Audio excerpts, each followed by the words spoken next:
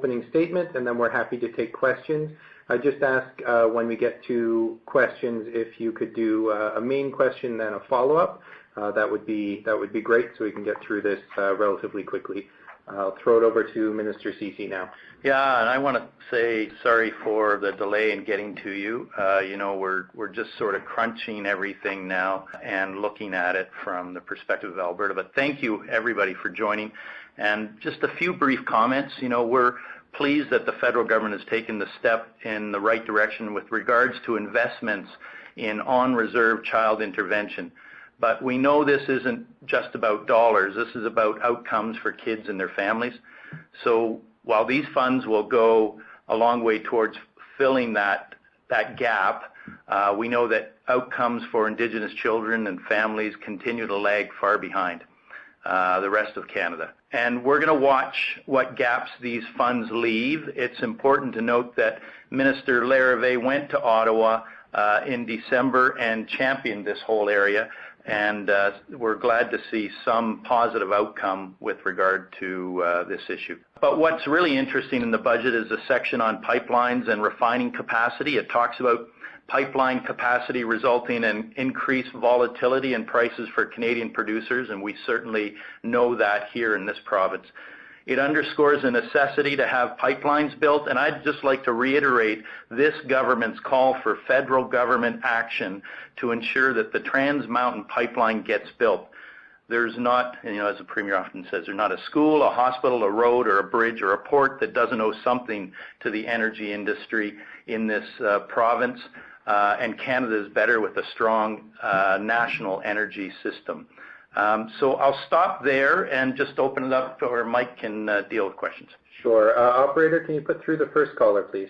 Yes, first question is from Kim Trinicity of CBC. Your line is open. Please go ahead. Hi, Minister. I'm just wondering if you've been able to determine how much money might be coming Alberta's way for Indigenous children and services. You know, we are crunching those numbers now. There's some indication that it's based on the proportion of Indigenous people in the province, and it's broken out that way. So if we have, say, 15% of Indigenous 15% of the Indigenous population in the country in this province, then we will get that percentage. But we're still working on that and crunching those numbers, Kim. And you indicated earlier today that you wanted to hear something about pipelines and volatility, or not volatility, but pipelines from the federal budget. I'm wondering, how far did this mention go to meet your expectations?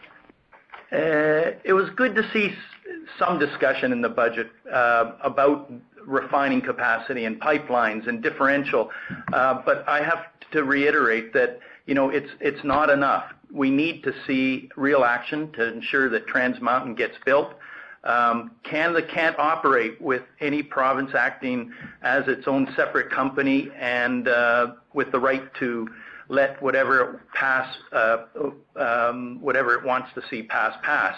So we're cognizant that it's in the budget, but you know, more work has to be done. Thank you. Thanks, Kim. I don't believe I see any other callers in the queue. I'll just confirm that that's the case. So that is the case. No, one moment. The next question is from Lucas Meyer of 660 News. Your line is open. Please go ahead. Hi, Premier. I know you took those questions on Indigenous, Premier, excuse me, Minister. That's okay. Yeah, here we go. You're just so used to speaking to the Premier. Anyway, I know you took those questions on Indigenous children and pipelines, but I was kind of looking for just a more kind of overall, what's the biggest plus that you saw, you know, maybe the biggest positive, and what was the one thing that you were most disappointed in? Sure. Well, you know, on reserve child intervention, I can tell you that we're pleased to see some investment in on-reserve child intervention. This province stands ready and willing, of course, to help the federal government close that gap. We know it's not just about dollars, as I said before. This is about kids and families.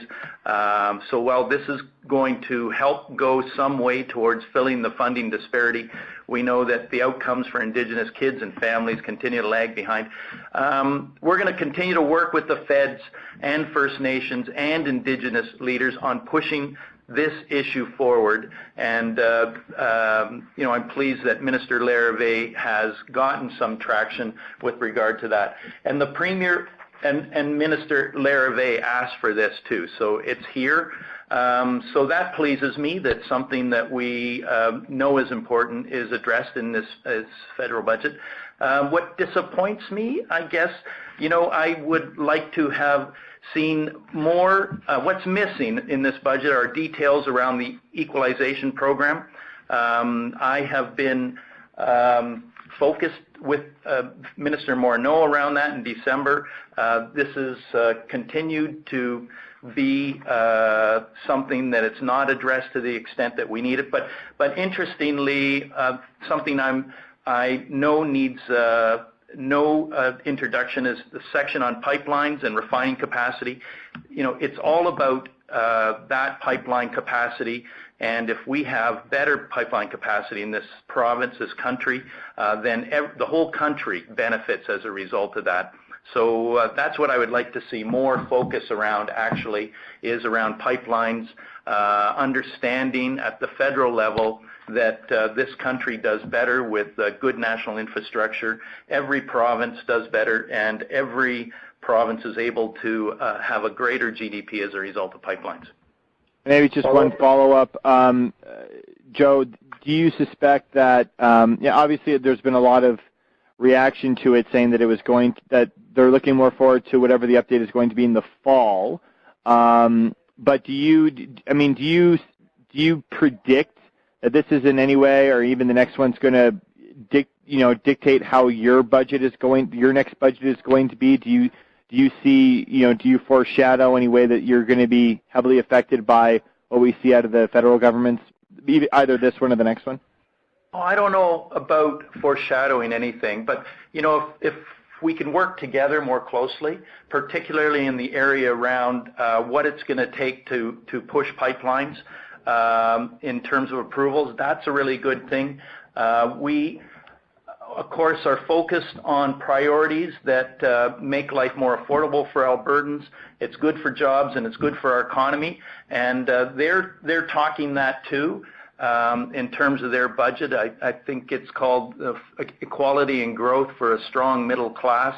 So it's obviously focused around jobs and incomes, and that's what we're focused on. So doing more of that, building off each other, it's really, Albertans will benefit more.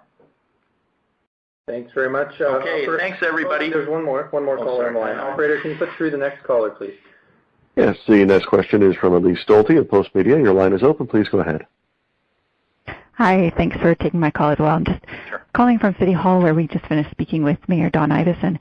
He was seemed a bit disappointed that the social housing dollars are not flowing faster, and we've also seen in the budget that some of the other infrastructure dollars are flowing not as quick as was expected. Is that a concern for you as well?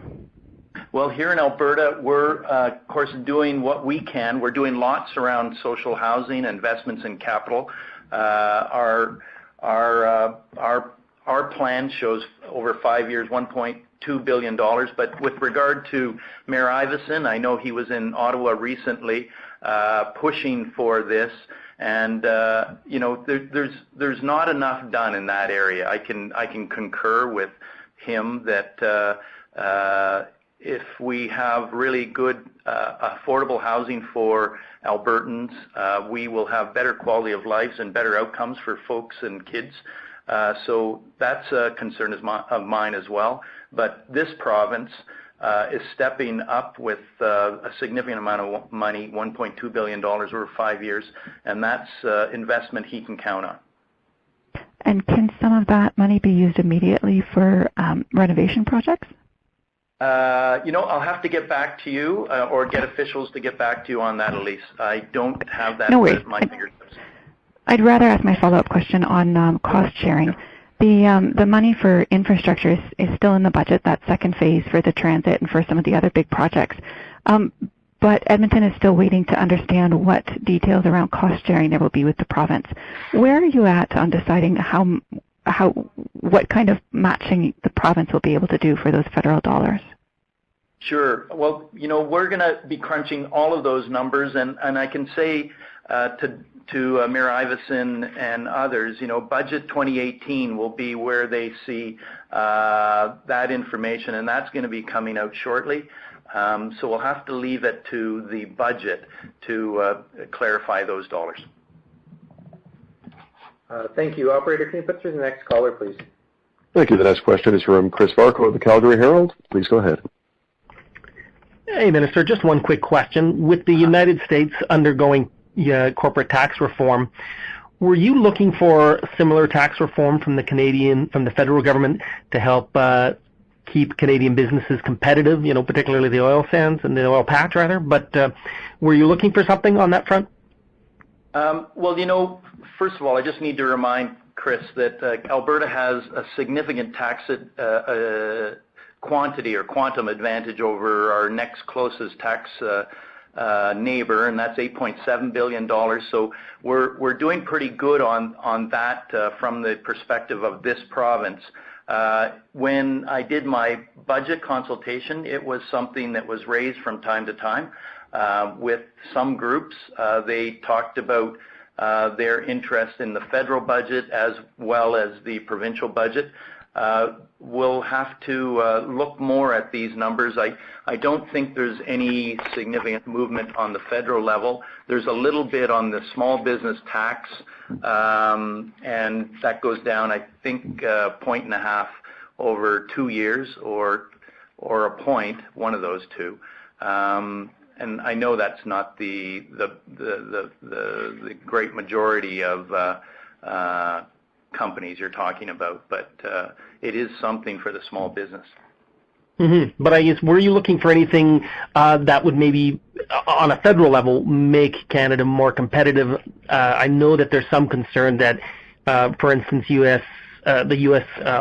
Oil industry and gas industry will disproportionately get more capital investment this year rather than Canada, in part because of those tax reforms. Our focus is always ensuring in this province that companies have the advantages they need to invest, hire, and make sure that they're competitive. And as a result of our our tax structure here, businesses have a great advantage over other provinces.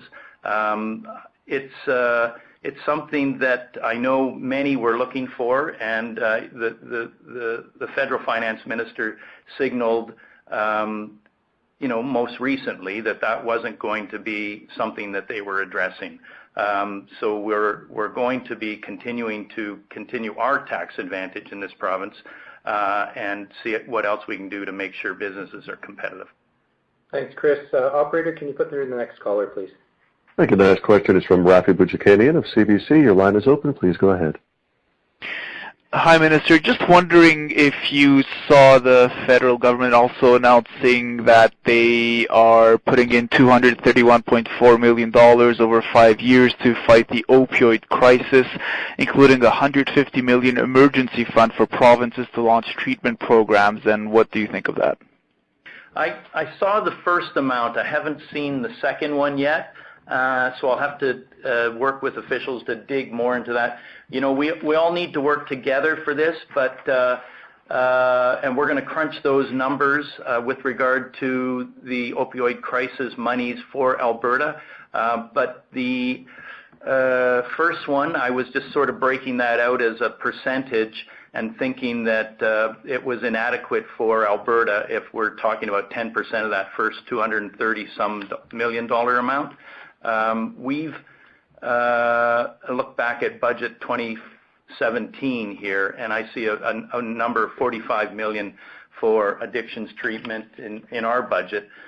So we need probably to see more money come from the federal government with regard to all that. And then the second one, $150 million, I don't know exactly what that's, I know what it's for, but I don't know how much will be coming to Alberta yet, so we're going to crunch those numbers. What would you be able to do with extra funding?